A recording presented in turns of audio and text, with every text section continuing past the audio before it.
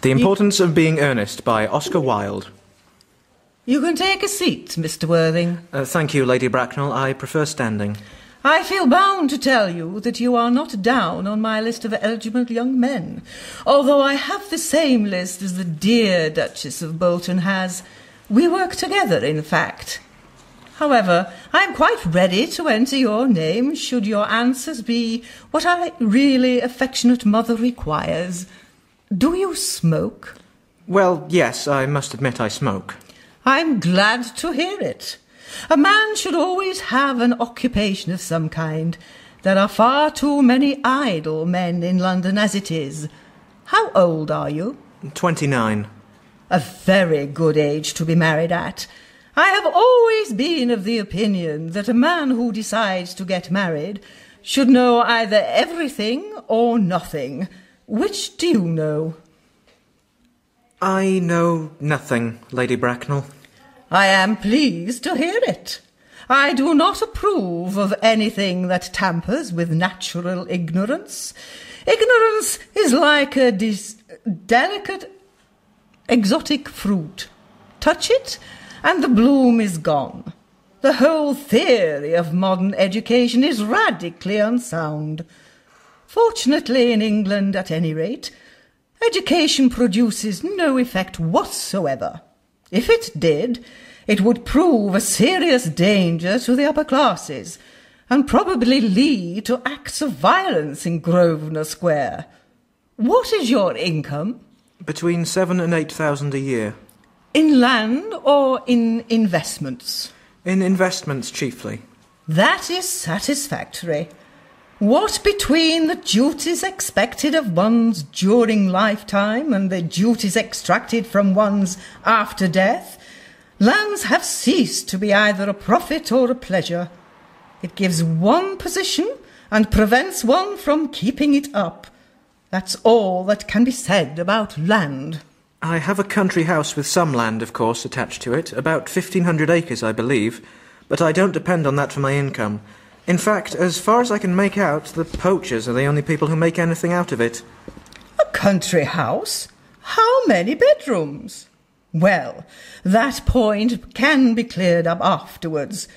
You have a townhouse, I hope? A girl with a simple, unspoiled nature like Gwendolen could hardly be expected to reside in the country. Well, I own a house in Belgrave Square, but it is let by the year to Lady Bloxham. Of course, I can get it back whenever I like at 6 months' notice. Lady Bloxham? I don't know her. Oh, she goes about very little. She is a lady considerably advanced in years. Ah, nowadays that is no guarantee of respectability of character. What number in Belgravia Square? 149. The unfashionable side. I thought there was something. However, that could be easily altered. Do you mean the fashion or the side? Both. If necessary, I presume. What are your politics? Well, I'm afraid I really have none. I'm a liberal unionist. Oh, they count as Tories. They dine with us, or come in the evening, at any rate. Mow to minor matters. Are your parents living? I have lost both my parents. Both? To lose one parent may be regarded as unfortunate. To lose both seems very carelessness. Who was your father? He was evidently a man of some wealth. Was he born in what the radical papers call the purple of commerce, or did he rise from the ranks of the aristocracy? I am afraid I really don't know. The fact is, Lady Bracknell, I said I had lost my parents. It would be nearer to the truth to say that my parents seem to have lost me. I don't know actually who I am by birth. I was found. Found? The late Mr. Thomas Cardew, an old gentleman of a very charitable and kindly disposition, found me and gave me the name of Worthing because he happened to have a first-class ticket for Worthing in his pocket at the time. Worthing is a place in Sussex. It is a seaside resort. Where did this charitable gentleman who had a first-class ticket for this seaside resort find you? In a handbag. A handbag? Yes, Lady Bracknell, I was in a handbag.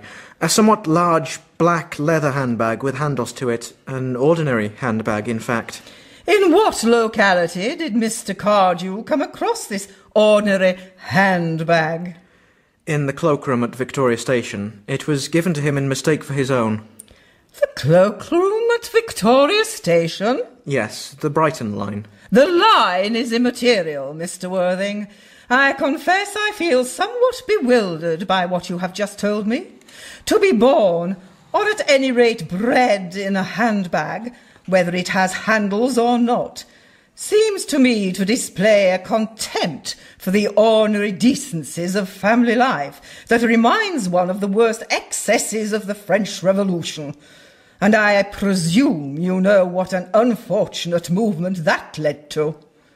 As for the particular locality in which the handbag was found, a cloakroom at a railway station might serve to conceal a social indiscretion, has probably, indeed has been used for that purpose before now. But it could hardly be regarded as an assured basis for a recognised position in good society. May I ask you, then, what you'd advise me to do? I need hardly say I would do anything in the world to ensure Gwendolyn's happiness.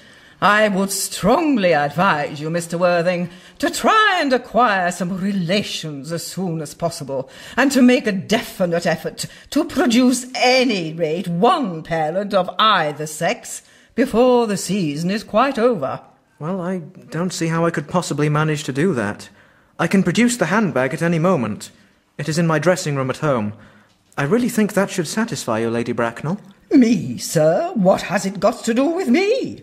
You can hardly imagine that I and the Lord Bracknell would dream of allowing our only daughter, a girl brought up with the utmost care, to marry into a cloakroom and form an alliance with a parcel? Good morning, Mr. Worthing.